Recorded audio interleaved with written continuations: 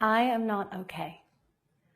Deep down, somewhere in a dark, dark place, something inside of me is broken.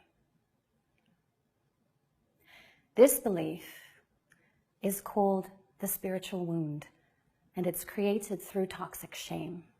99% of people have toxic shame and a spiritual wound because it's hereditary, and the only way to break the cycle is to actually heal yourself so that the cycle stops with you.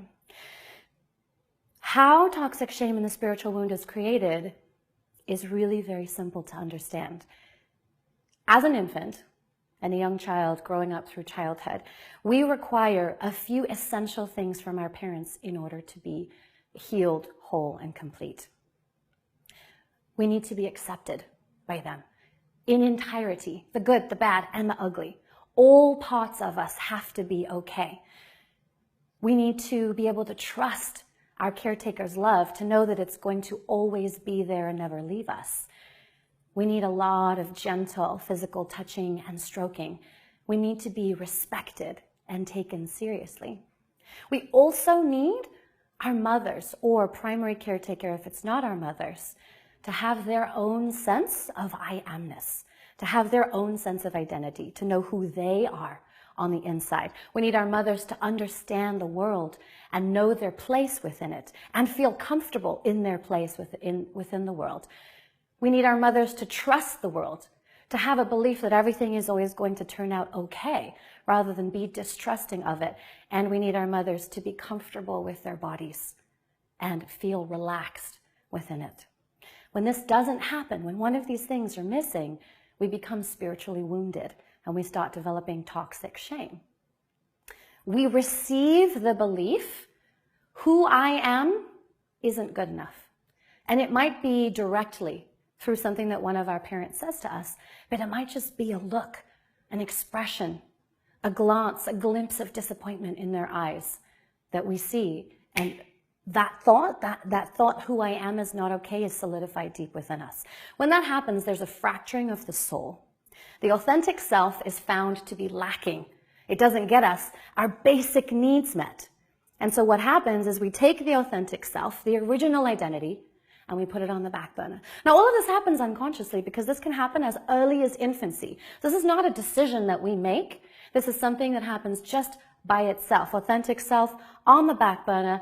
I'm going to recreate a new sense of identity that hopefully this time will get more of my needs met based on what we deem our parents want from us.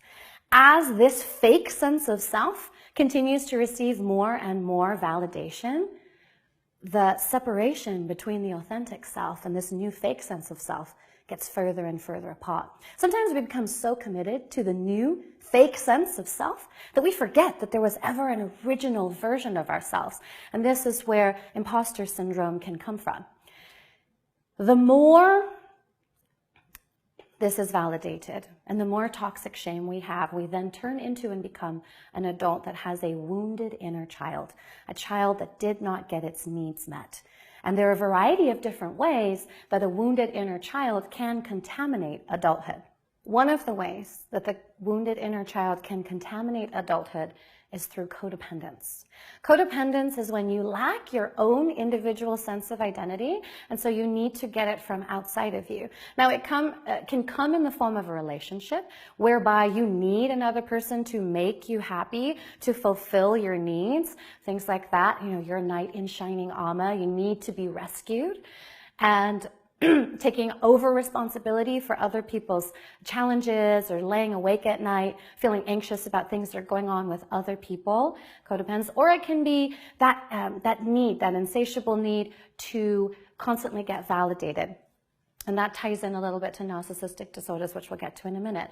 Offender behavior. Offender behavior is another way that the wounded inner child can contaminate adulthood.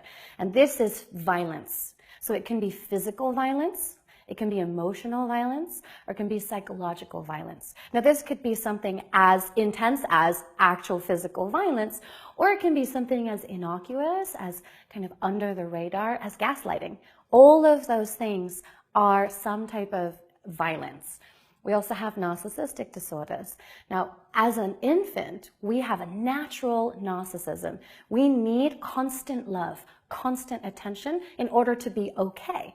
Well, when that need isn't met by one of our parents, this need for constant love, validation, attention, and acceptance moves to adulthood. And that can show up as having an insatiable need for love from your partner. You constantly need him to tell you or her to tell you that she loves you or he loves you in order to feel comfortable in the relationship.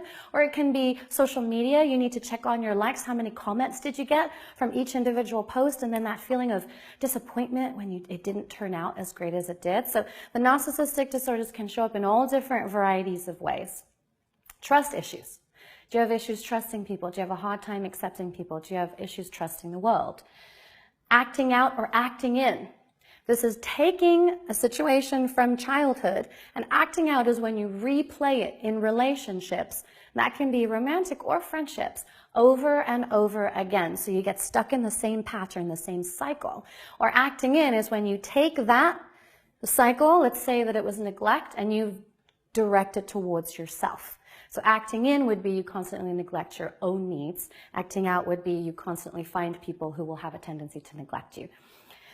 Then we have magical beliefs. The belief that if I have X amount of dollars in my bank account, then I will be happy. If I can get a Tesla, then I will be accepted. If I can get into this group of friends, if I can find this person to be with me, then I will finally be happy. So that's a magical belief. Intimacy dysfunctions. Now that can be literally physical intimacy dysfunctions or just an inability to let anybody close to you. Non-disciplined behaviors. Overeating, overdrinking, too much sex, not watching your money. So non-disciplined behaviors is another way that the wounded inner child contaminates adulthood. Addiction, compulsive behaviors. Now these can be unaccepted addictions like drugs, porn, sex, things like that, or they can be love addictions. Addiction to religion, addiction to work, addiction to family, addiction to being a parent. Addiction can show up in a bunch of different ways. Thought distortions, that's the overgeneralizing or the universalization of particular thoughts. Everybody in X category is blank, right? Or this country is fill in the blank, but don't tell me about it. And then the last one is emptiness. So that just that sense that there's a void somewhere within you that you constantly try to fill up with stuff from the outside. That emptiness, that apathy, just a disconnection from life, from living. These are some of the ways, just some examples of how a wounded inner child can affect adulthood.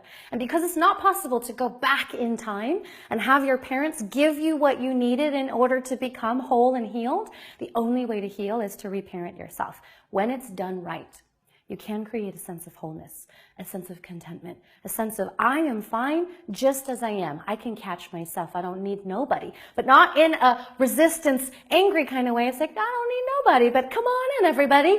The water's fine. And that's why I created Emotional Intelligence Society, because I believe truly that everybody deserves to feel whole. Everybody is capable of feeling whole. Whole is the new cool. Thank you.